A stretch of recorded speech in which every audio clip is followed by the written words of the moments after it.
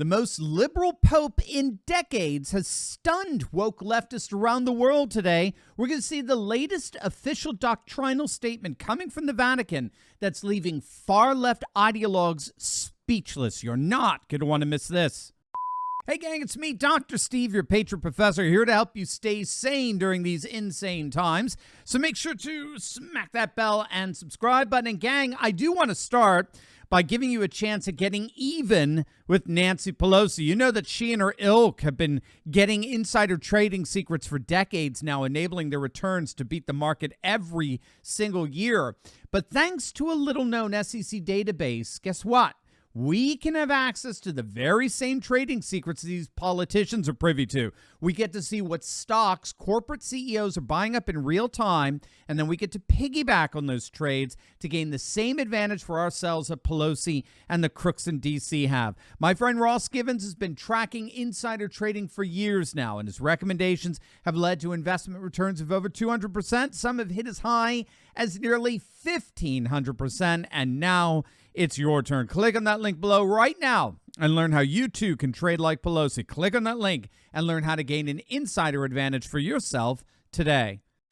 The Vatican has officially released a doctrinal document regarding its position on gender theory, transgender surgery, and surrogacy, and the document has frankly stunned leftists around the world. Now, given Pope Francis's propensity towards far more liberal sentiments than his predecessors, leftists were stunned to find a doctrinal statement that could have just as easily come from either Pope Benedict or Pope John Paul II.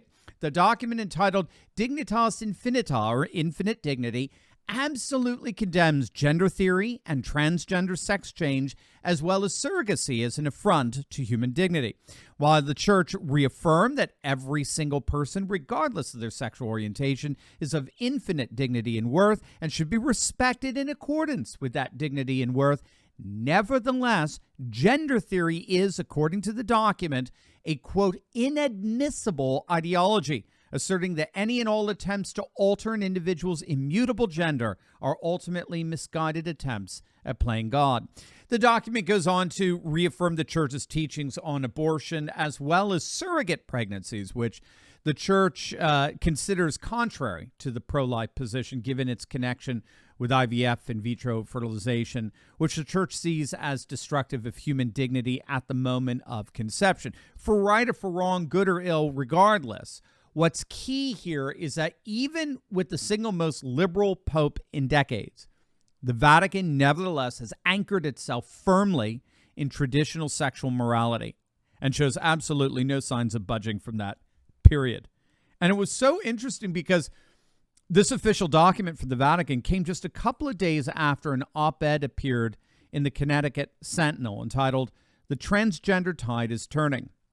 And the article began with that disastrous and frankly bizarre declaration by Biden that designated Easter Sunday of all days as Transgender Visibility Day, which Christians were rightly upset about, especially now in light of the Infinite Dignity document from the Vatican.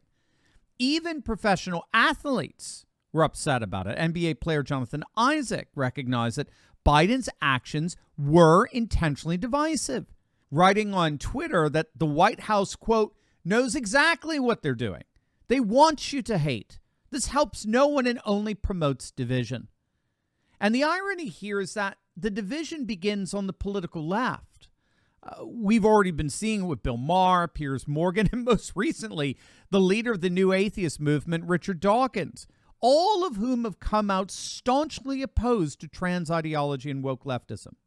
Even young people, gang, have had it. Do you remember this? A middle school pride event took just a terrible turn in Burlington. Parents and teachers outraged over the response to a middle school pride event. Parents angry at town hall over intolerance at Marshall Simons Middle School. Instead of showing support, some students allegedly destroyed decorations there. The incident behind this happened 2 Fridays ago here at Simmons Middle School. We're told a group of students started chanting, "My pronouns are USA." and tore down some rainbow banners while another group of students was setting up a pride display. Kids were asked to wear rainbow clothes in honor of Pride Spirit Day, but some organized a counter-protest wearing red, white, and blue or black. Students were invited to show their pride and wear rainbow clothing in celebration of Pride Month. Students wore red, white, and blue clothing, chanted, "My pronouns are USA," and destroyed rainbow decorations at the school. Now, that was from April of last year. Those were students at Marshall Simmons Middle School in Massachusetts, in one of the bluest regions and one of the bluest states in the nation. And those students, those children of Democrats, did the unthinkable. They rose up in defiance against their radically woke administration and staff, and they refused to comply with their woke leftist indoctrination.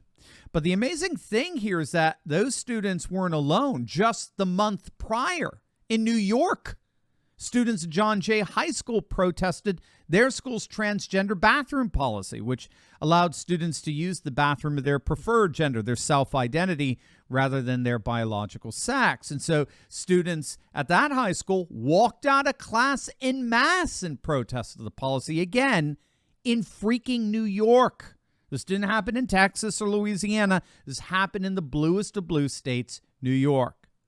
And if you think it through, why should we be surprised? After all, the whole LGBT movement is itself a revolt. It is itself a rebellion. It's a rebellion supposedly against intolerance. It's a rebellion against hate. It's a rebellion against exclusion and insensitivity and discrimination.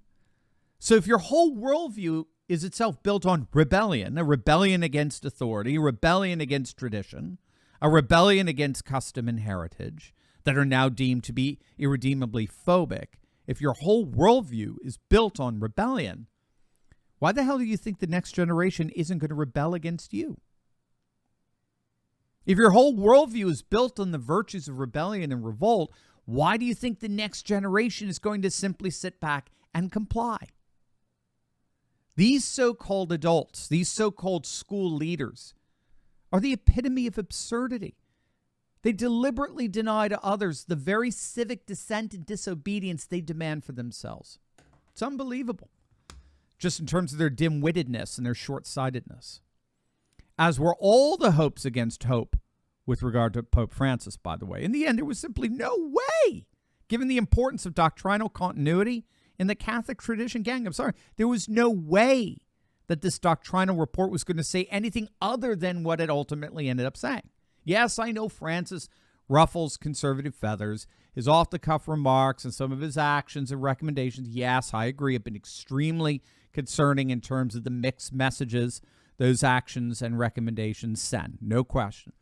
But when it comes to an official doctrinal statement on sexual issues and the human body, the latest Infinite Dignity statement is fully in line with traditional Catholic teaching. In other words, let me state it differently.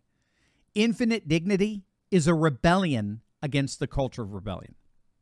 It's a revolt against woke revolts. And that, in the end, is precisely why the tide is turning against woke leftism. If your whole worldview is rooted in rebellion and defiance, eventually, inevitably, inexorably, that rebellion and defiance will ultimately be directed against you.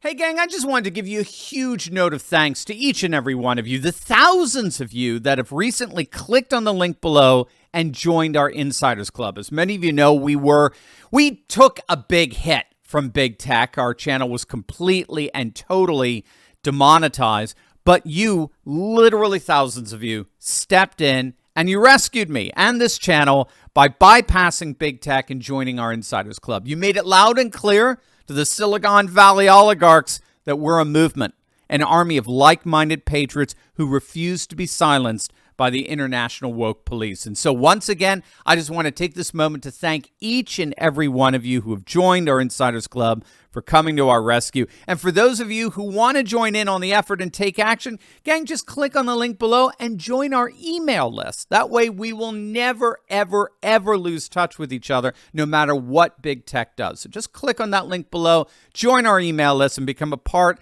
of an army of literally hundreds of thousands of patriots dedicated to taking our nation back, most importantly, together.